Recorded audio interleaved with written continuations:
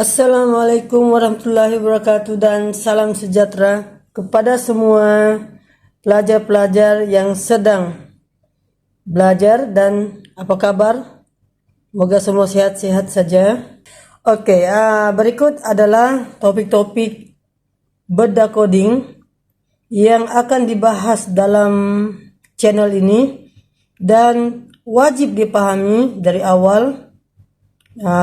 Bagaimana penulisan pengaturan Java Sains Komputer tingkat 4. Oke, dalam video yang sudah simak ya, telah diselesaikan, dan kali ini saya akan membahas tentang tajuk berkaitan dengan jenis data, pemalar, dan cara pengisytiharan pembeli ubah.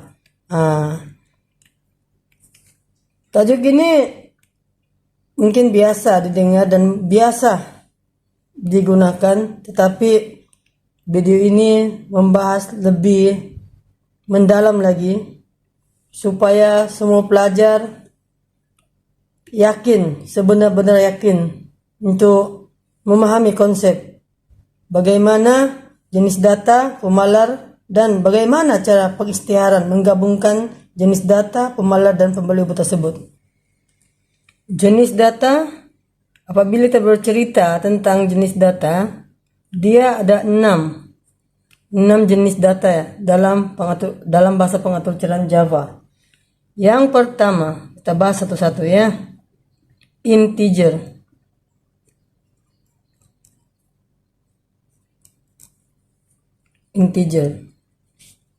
Cara penulisan dalam apabila kita coding, dia mesti int sahaja, bukan semua. Kedua, float.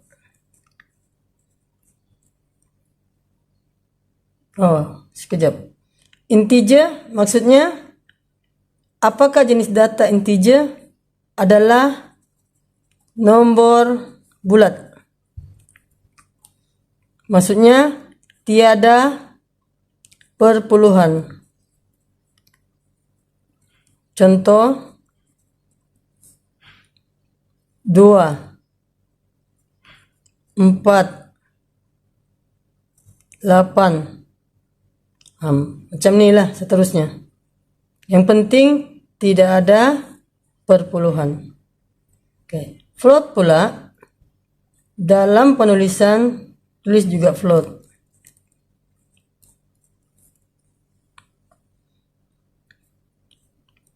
Apakah jenis input yang perlu dimasukkan? Dia nomor yang ada perpuluhan, maksudnya ada titik. Contoh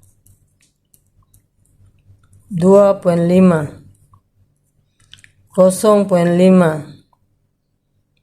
25, 00. Ini contoh float.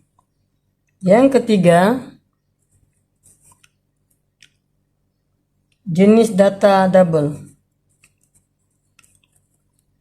Double, dalam penulisan coding nanti tulis juga double. Double dan float ini sama.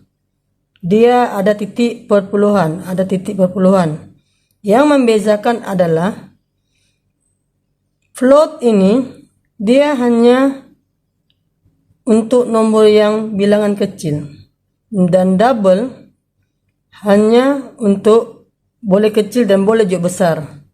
Maksudnya sampai juta-juta. Ini sampai juta-juta. Banyak titik, banyak nomornya, besar. Namun dalam penulisan coding boleh saja. Syarat yang paling utama untuk dua-duanya ada titik perpuluhan. Ada titik perpuluhan seperti ini. Contoh 2,000,000. Macam ni lah double. Maksudnya nomor yang besar. Keempat, string. Dalam penulisan coding string juga. String ini adalah bentuk perkataan. Contoh, nama.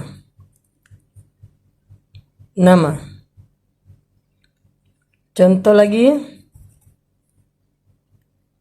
abu. Tapi yang perlu diperhatikan di sini, dia mesti ada tanda kutip 2 nih. Nah, ini yang membedakan antara ca nanti yang ini. Jenis yang data yang ke-5 ca. Oke. Kalau ca dalam penulisan coding ca juga. Cuma bedanya dengan string, ca ini dalam bentuk 1 huruf sahaja. Contoh E. Nah, contoh lagi C. Tapi perlu diperhatikan tanda kutip ini hanya 1, dibuka dan ditutup. Di sini 2. Apabila pelajar nampak 2 seperti ini, ini maksudnya adalah string. Kalau 1 seperti ini adalah jenis ca. Oke. Dan yang ke-6 adalah jenis data boolean. Jenis data boolean ini kalau dalam penulisan coding nanti boolean juga. Apa boolean? Dia hanya mengenal perkataan true atau false. True ini benar, ini salah. Oke. Jadi setiap pelajar mesti tahu 6 jenis data ini. Wajib tahu. Dan apakah inputnya saya sudah terangkan tadi. Boleh ulang video ini balik supaya lebih paham. Seterusnya kita pergi ke konsep pemboleh ubah pemalar. Apa dia pemalar? Pemalar nih yaitu satu pemboleh ubah yang nilainya tetap, yang boleh digunakan daripada awal program sampailah akhir program. Dan topik pemalar ini nanti kita bincangkan di episode akan datang. Dia berkaitan dengan pemalar sejagat, pemboleh ubah sejagat dan pemboleh setempat. Nanti kita gunakan bagaimana pemalar nih berfungsi yang lebih efisien lah. Oke, namun saya bahas sedikit saja di sini cara mengisytiharkan pemalar. Oke, biasanya kalau dalam pengatur caraan Java, pemalar ini diisytiharkan seperti final. Nah, begini. Final nih, kalau jumpa final dalam atur cara tuh, dia adalah pemalar. Contoh, pemalar int bilangan hari dalam seminggu. Bilangan hari dalam seminggu sama dengan 7. Nah, gini. Maksudnya apabila bilangan hari dalam seminggu itu 7, ini adalah variable untuk pemalar ini. Untuk pemalar ini variable. Ini underscore ya, underscore. Boleh panjang-panjang begini. Oke, dan ini adalah nilai umpukan di mana nilai 7 ini dimasukkan ke dalam ingatan ruang kosong untuk pemboleh ubah. Oke. Dan jenisnya jenis datanya adalah integer. Maksudnya nilai yang boleh dimasukkan dalam pembeli ubah ini hanya bernilai integer, yaitu 7. Oke, itu sedikit konsep untuk pemalar. Baik, kita sudah tahu jenis-jenis data dan pemalar. Sekarang kita membahas tentang cara pengisytiharan jenis data. Kita lakukan satu persatu. Yang pertama integer. Oke, saya bagi contoh. Ini cara kita menulis ya, dalam coding. Kita menulis coding int nomor sama dengan 20 dan perlu wajib ada semikolon seperti itu, titik bertindih. Sebab ini adalah dia punya bahasa, mesti ada. Kalau tidak ada, error, akan berlaku kesalahan penulisannya. Contoh lain, int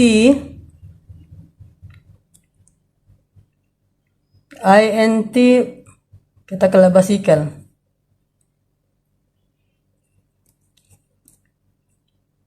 Nah, 10. Ini tidak salah ya.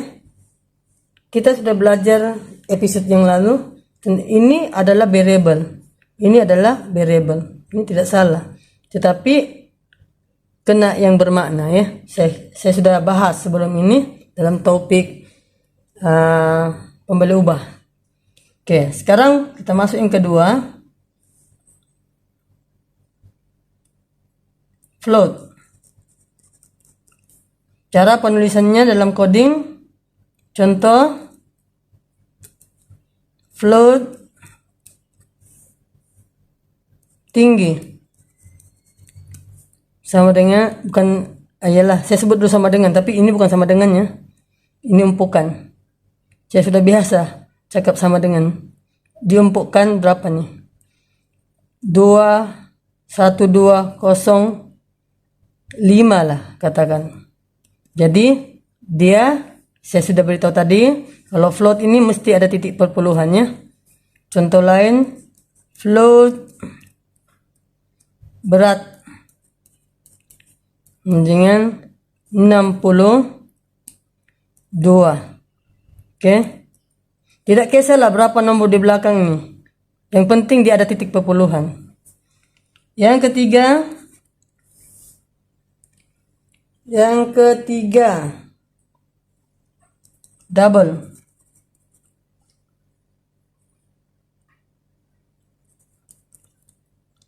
Sama juga dalam penulisan double tinggi. Umpukan 12050. Boleh ya. Cuma saya sudah beritahu tadi, kalau float nih dia angka yang kecil berbanding double. Double angka yang banyak, berjuta-juta, 100 juta. Barulah sesuai double. Tapi tidak salah kalau kamu masukkan pengisytiharan double dengan angka-angka yang begini, boleh juga. Tidak menjadi satu kesalahan lah dalam coding. Oke, nomor 5 string. Cara pengisytiharannya, contoh string nama diumpukkan dengan ini, perhatikan, abu. Ini perhatikan, pembuka kutip pembuka 2 nih, 2 ya, dan ditutup. Contoh lagi, string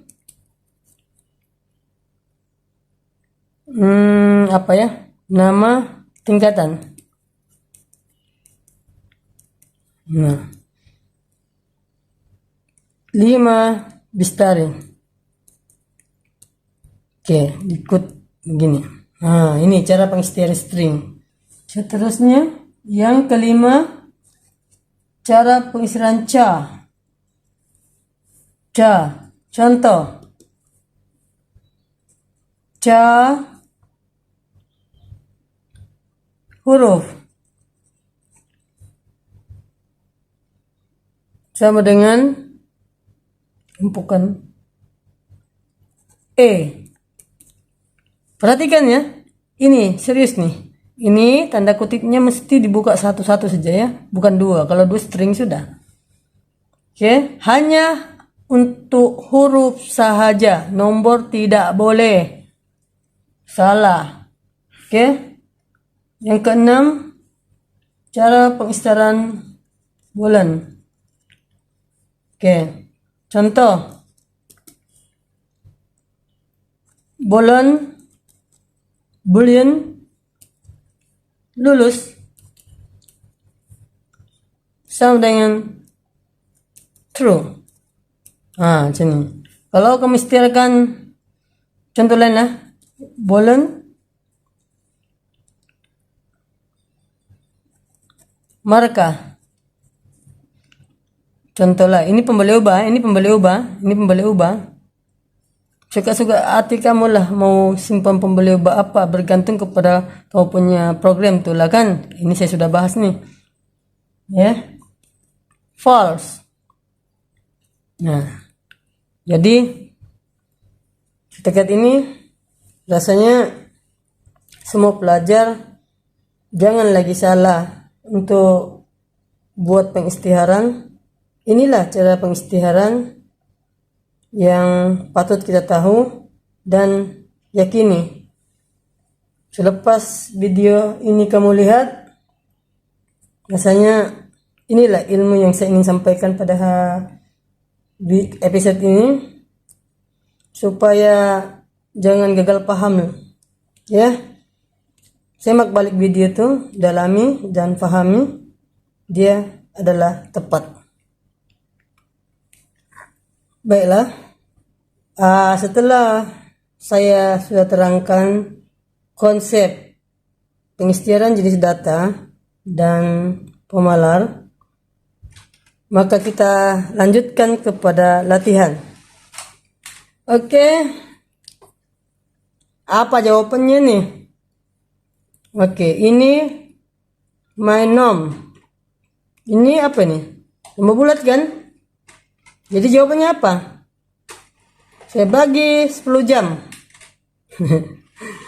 Oke. 1, 2, 3. Ini adalah jenis data integer. Maka kita akan jawab int. Nah, contoh. Ini jenis apa nih? Data apa nih? Nah, yang saya katakan tadi, boleh juga float, boleh juga double. Suka-suka kamu lah. Oke, jadi saya sini simpan double.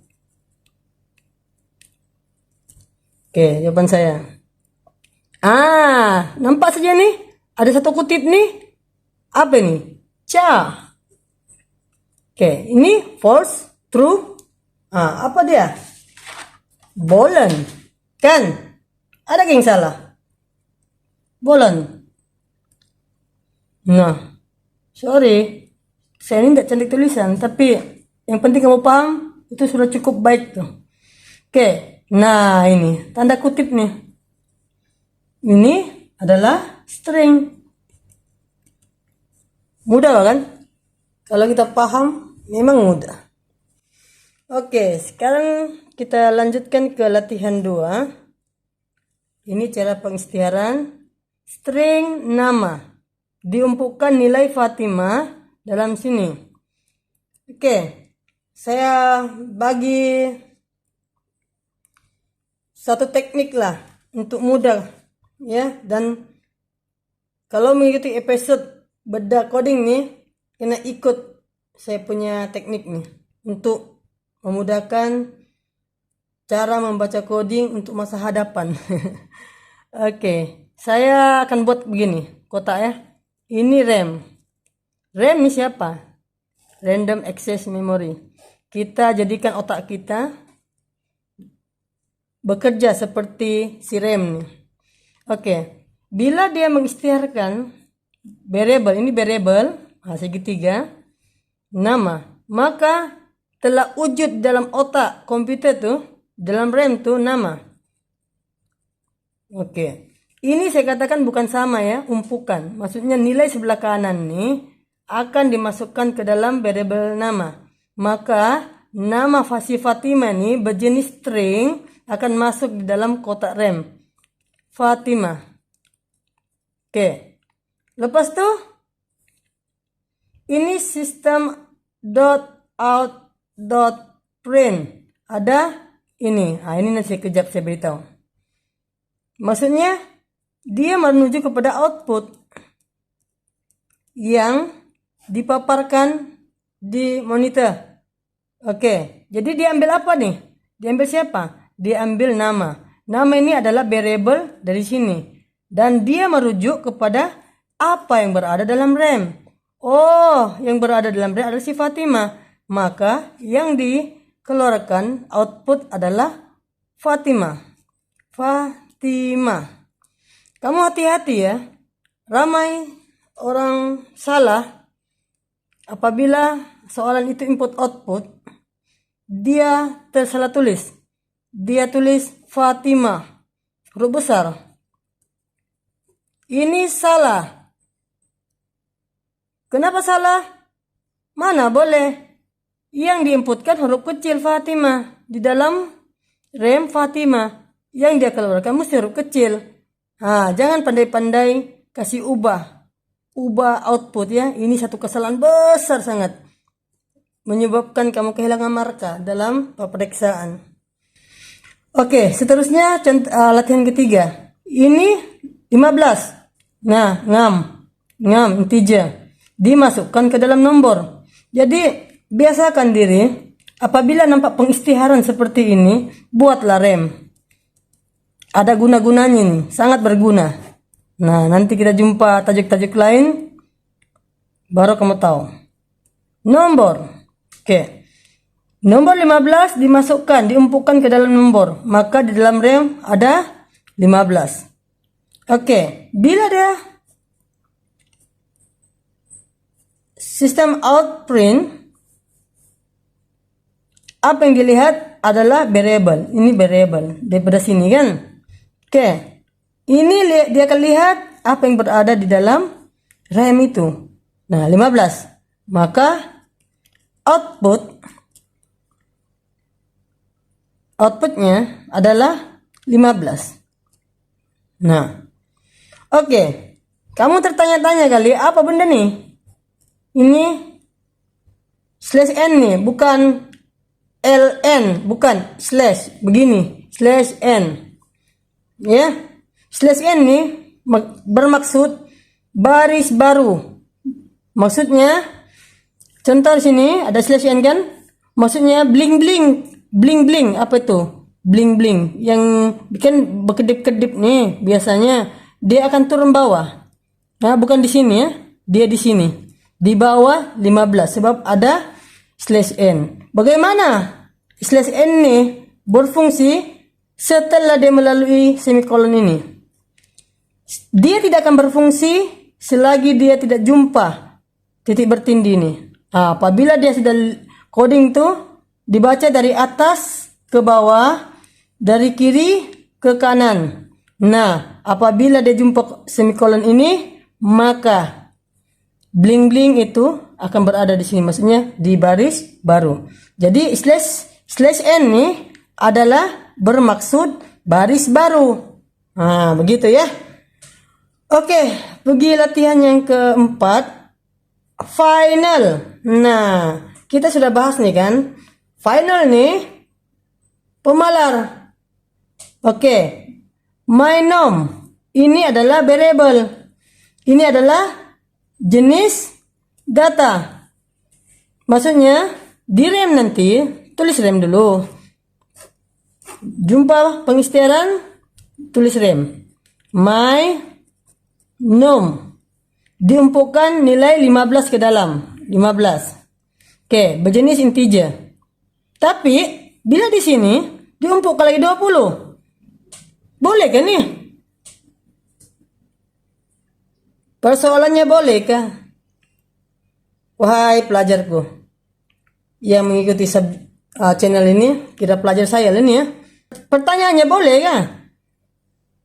Jawabannya tidak boleh. Kenapa? Final nih adalah pemalar.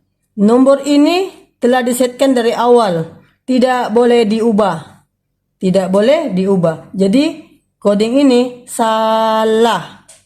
Tidak boleh dia dapat nilai baru yang 25 masuk sini. Tidak di generate sini.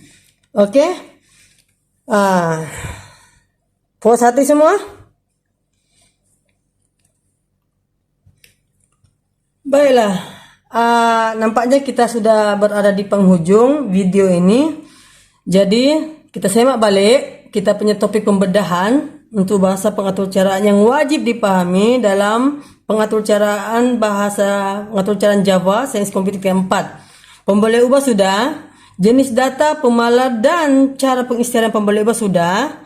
Oke, untuk tutorial seterusnya saya akan bagi contoh-contoh coding menggabungkan semua. Seperti contoh tadi, itu sedikit saja, cuplikan-cuplikan saja. Ini adalah kita membuat satu pembacaan coding, ya, coding yang lengkap. Dan yang paling best lagi, yang keempat, latihan menulis coding, mencari luas segi 4. Bersedialah siapa yang bersemangat untuk memahami macam mana buat penulisan coding nih.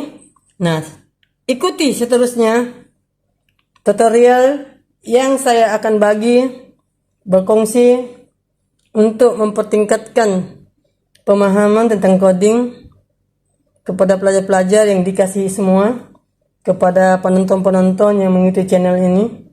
Moga-moga ia bermanfaat kepada semua orang. Saya akhiri tutorial untuk hari ini. Assalamualaikum dan terima kasih. Kalau berpuas hati, jangan lupa subscribe dalam channel ini. Terima kasih. Bye-bye. Assalamualaikum.